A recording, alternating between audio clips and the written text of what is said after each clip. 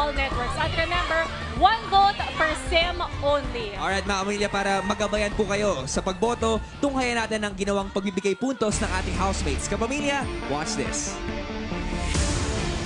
Binibigyan ko po ng 2 points. Honey po, hindi po nag-step up si Honey.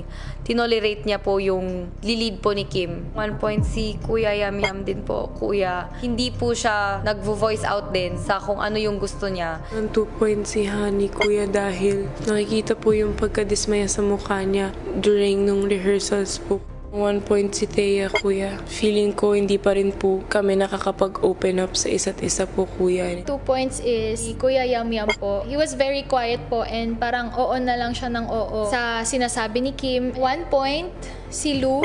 Hindi siya naging totoo sa sinasabi niya kay Camille. Sa amin niya lang sinasabi yung sama ng loob niya or kung ano man yung gusto niyang ipakita kay Camille. 2 points to Lu.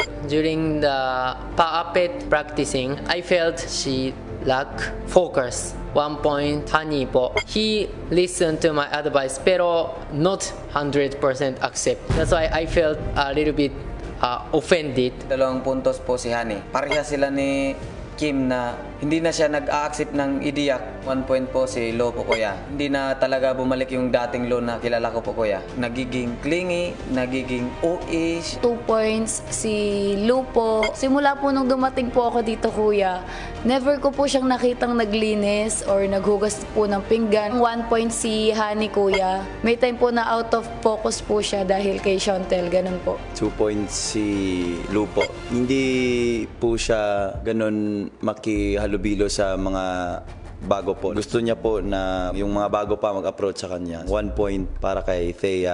Feel ko po marami siyang natago or kiss and tell po siya minsan. 2 points to see Honey. During practice, you know, it's still a challenge. We're all learning and there's going to be a lot of mistakes. Made Honey really frustrated. 1 point to see Thea.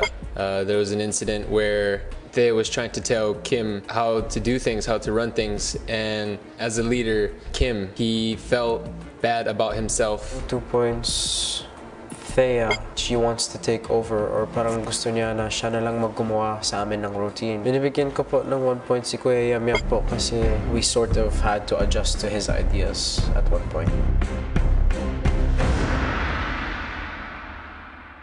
Kapabi